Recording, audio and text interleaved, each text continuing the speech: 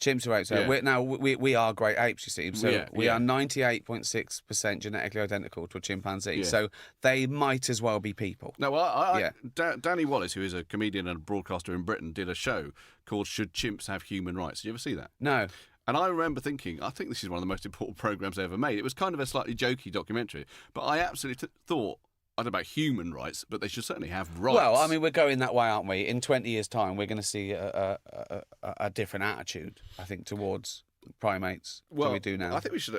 I have this theory, which is now we're moving on to something else, but I have this theory that there's a thing. Simon Amstel, another British comedian, did a programme recently, actually a feature film that was on iPlayer, the BBC internet thing.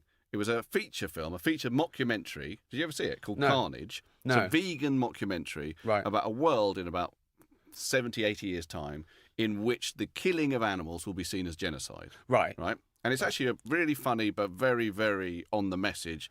I'm not a vegan, I eat meat, right? But I think that's right. I think in maybe not 70, but I think 200 years' time, the mass killing of animals will become seen as...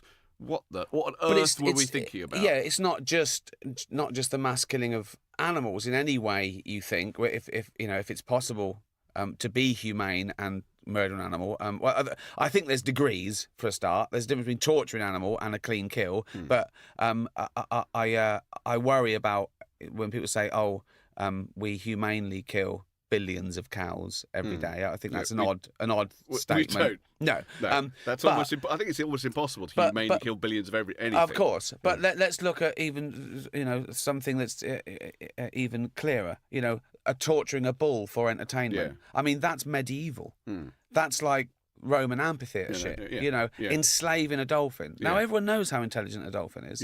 And we've literally enslaved it and made it do tricks. That's not... Circuses are just... I do have a theory, right? Tell me if you think this is wrong, because obviously sometimes it involves the animal doing quite humiliating things. But I think that the thing that might change people's attitudes to animals are YouTube videos, because I've noticed that a lot of people will watch a YouTube video of, say, a parrot opening a lock and getting, a nut that's in the lock in an incredibly dexterous and intelligent way. Well, the other day, there was footage of a gorilla in a bath, splashing about in the bath, unbelievably like a human being. I mean, entirely... Enjoying himself. For no other reason than enjoyment itself. Yeah, totally enjoyment in and of itself. He wasn't getting a banana or anything like that. No. Because I've said the word banana, which just makes me laugh. But no, he wasn't. He was just enjoying himself. And I think very gradually, those things, which are seen much more than serious documentaries about animals, will make people think, oh, wait a minute, the distinction between human and animals, which is essentially just a religious one, is created by religion, the idea that we're special. That we're special. We're not. We're not special. We're not special. We are at just all. an animal who happen, through having a slightly bigger brain, to have imposed dominance on other animals. But I think very gradually,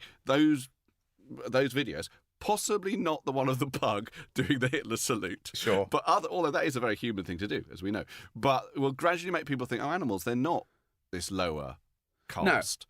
They're not, and therefore we can't eat them. Well, my friend is a psychologist and he's starting to specialise in apes. He's in Australia, and they're trying to show the difference between apes that do things for reward and apes that do things for fun. Right. Like they've got iPads and screens and touch things where they come back to the photos that they enjoy. Like photos of the keepers and things like this. So there's no reason for it. They've seen them all. They might have started them with a reward to let them see the things. But now they go and find their favourite photo and look at it fondly for no other reason than it must be enjoyment.